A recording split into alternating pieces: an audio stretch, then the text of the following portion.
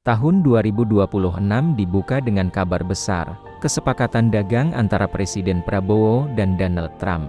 Narasi yang dibangun pemerintah sangat indah, yaitu sebuah upaya untuk menyelamatkan produk nikel Indonesia agar tetap bisa masuk ke pasar Amerika Serikat tanpa hambatan tarif. Pemerintah menyebut ini sebagai kemenangan diplomasi yang akan mempercepat hilirisasi dan menjadikan Indonesia pusat baterai dunia. Namun, kita harus berani bertanya, apa yang sebenarnya kita berikan sebagai imbalan dari kebaikan Washington ini? Dalam setiap perjanjian internasional, tidak pernah ada makan siang gratis.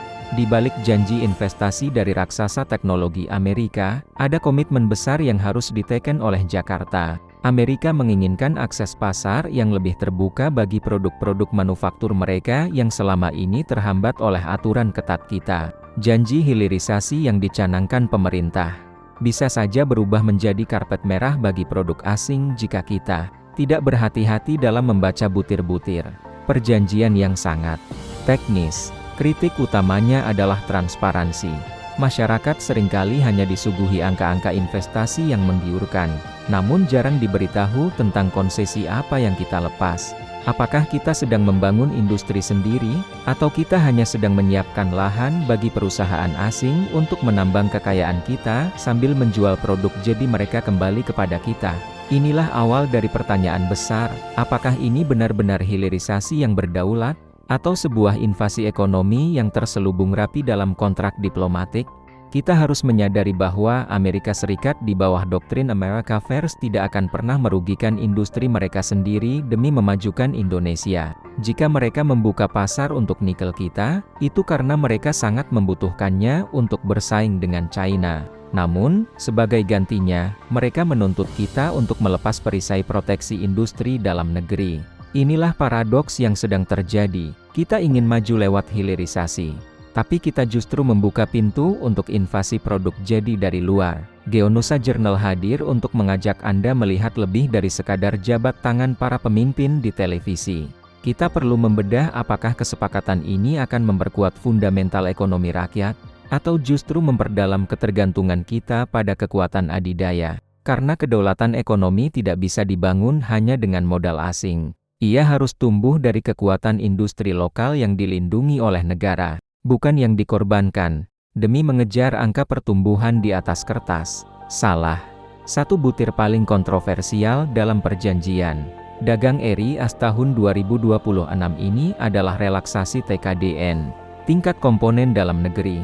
Selama bertahun-tahun, TKDN adalah senjata utama kita untuk memaksa perusahaan asing menggunakan bahan baku dan tenaga kerja lokal.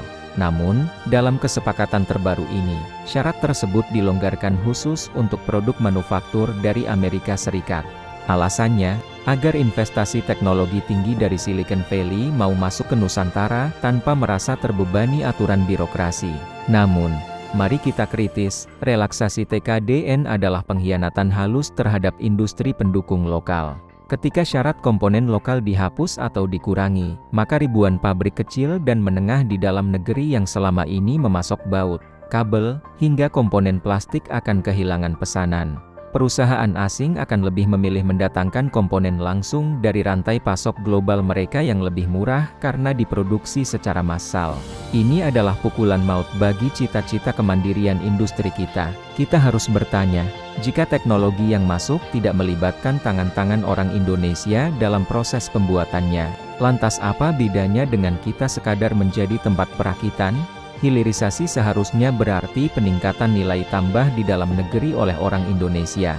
Namun, dengan relaksasi TKDN, nilai tambah itu justru kembali terbang ke luar negeri dalam bentuk keuntungan perusahaan multinasional. Kita memberikan pasar kita yang luas sebagai tumbal untuk investasi yang mungkin hanya menyerap sedikit tenaga kerja ahli lokal. Keadaan ini menciptakan ketidakadilan kompetisi. Bagaimana mungkin UMKM kita yang masih berjuang dengan bunga ban tinggi dan birokrasi rumit harus bersaing dengan produk raksasa Amerika yang kini bebas masuk tanpa beban kewajiban lokal? Ini bukan lagi kompetisi yang sehat, melainkan sebuah pembantaian industri lokal secara perlahan. Pemerintah seolah-olah memberikan diskon besar-besaran kepada pihak asing. Sementara pengusaha lokal terus dipajaki dan dibebani berbagai aturan berat. Sisi gelap ini jarang dibahas secara mendalam karena tertutup oleh euforia kedatangan merek-merek besar dunia. Padahal, tanpa TKDN yang kuat, industri kita tidak akan pernah naik kelas. Kita hanya akan menjadi bangsa konsumen yang bangga menggunakan barang bermerek luar yang dibuat di atas tanah kita sendiri, tapi keuntungannya dibawa lari ke luar negeri. Inilah harga mahal yang harus kita bayar dari sebuah kata relaksasi yang terdengar manis di telinga para investor, tapi pahit bagi para buruh pabrik lokal. UMKM adalah tulang punggung ekonomi Indonesia. Mereka menyerap lebih dari 90% tenaga kerja kita. Namun, dalam pusaran perjanjian dagang Erias ini, UMKM seolah-olah menjadi yatim piatu di rumah sendiri. Ketika produk manufaktur ringan dan jasa dari Amerika mendapatkan kemudahan akses pasar, mereka tidak hanya bersaing dengan perusahaan besar, tapi juga menyasar pasar yang selama ini diisi oleh pengusaha lokal. Dari sektor kreatif hingga komponen teknik, semuanya kini berada dalam radar persaingan global yang tidak seimbang. Bayangkan seorang pengusaha kecil di Bandung atau Surabaya yang memproduksi suku cadang atau barang kreatif. Selama ini mereka sedikit terlindungi oleh aturan yang mewajibkan industri besar mengambil barang dari mereka. Sekarang, dengan masuknya barang-barang Amerika yang diproduksi dengan skala ekonomi masif dan otomatisasi tinggi, harga produk lokal kita akan terlihat sangat mahal. UMKM kita dipaksa bertarung di ring yang sama dengan raksasa dunia tanpa diberikan perlengkapan yang memadai oleh pemerintah. Kritik yang harus kita suarakan adalah absennya jaminan perlindungan bagi UMKM dalam butir-butir perjanjian internasional tersebut. Pemerintah sering berjanji akan melakukan pendampingan, tapi pendampingan saja tidak cukup jika pasarnya sudah direbut oleh barang impor yang bebas pajak dan bebas syarat lokal. Kita sedang menyaksikan skenario di mana ekonomi mikro kita perlahan-lahan tumpul karena tidak mampu menahan invasi barang asing yang masuk lewat jalur diplomatik karpet merah ini. Lebih jauh lagi, masuknya platform digital dan jasa Amerika secara lebih bebas akan menggerus kedaulatan data dan pasar digital kita. UMKM yang baru saja mulai belajar go digital akan kembali terjepit oleh algoritma perusahaan besar yang lebih menguntungkan produk-produk global. Jika kita tidak hati-hati, UMKM Indonesia hanya akan menjadi reseller barang asing, bukan lagi produsen yang membanggakan. Kreativitas kita disandera oleh ketergantungan pada ekosistem dagang yang tidak memihak pada produk lokal. Kita tidak boleh membiarkan narasi investasi mengubur nasib jutaan orang yang hidup dari UMKM. Keberhasilan sebuah perjanjian dagang seharusnya diukur dari berapa banyak UMKM yang naik kelas menjadi eksportir, bukan berapa banyak barang asing yang bisa masuk ke pasar kita dengan mudah. Jika UMKM kita mati karena invasi ini, maka pertumbuhan ekonomi setinggi apapun tidak akan ada artinya karena ia tidak menciptakan pemerataan, melainkan justru memperlebar jurang ketimpangan. Mengapa produk Amerika bisa begitu mengancam industri kita? Jawabannya ada pada logika skala ekonomi, economy of scale. Perusahaan global memproduksi barang dalam jumlah jutaan unit dengan bantuan robot dan teknologi tercanggih, sehingga biaya per unitnya menjadi sangat rendah. Meskipun mereka harus mengirim barang melintasi samudra, harga jualnya seringkali tetap lebih murah dibandingkan produk buatan pabrik lokal kita yang masih menggunakan cara-cara konvensional dan biaya energi yang mahal. Inilah yang sering luput dari perhatian pemerintah. Memberikan akses pasar bebas kepada raksasa dunia tanpa memberikan insentif teknologi yang setara kepada industri lokal adalah sebuah kecerobohan strategis. Kita membiarkan petarung kelas berat masuk ke ring petarung kelas ringan. Hasilnya sudah bisa diprediksi, industri lokal akan rontok satu persatu. Dan kita akan kehilangan ketahanan industri nasional karena semua kebutuhan kita akhirnya bergantung pada impor atau pabrik asing di dalam negeri. Ketahanan lokal adalah soal kemampuan sebuah bangsa untuk mencukupi kebutuhannya sendiri saat situasi global sedang kacau. Jika semua komponen industri kita berasal dari luar karena alasan lebih murah, lantas apa yang terjadi jika terjadi perang dagang atau gangguan rantai pasok dunia lagi? Kita akan menjadi bangsa yang lumpuh total karena tidak lagi memiliki kemampuan manufaktur dasar. Hilirisasi yang hanya berbasis investasi asing tanpa penguatan akar industri lokal adalah bangunan yang berdiri di atas pasir. Ia akan runtuh saat badai datang. Kita harus mengkritisi kebijakan yang hanya memuja efisiensi jangka pendek, tapi mengorbankan ketahanan jangka panjang.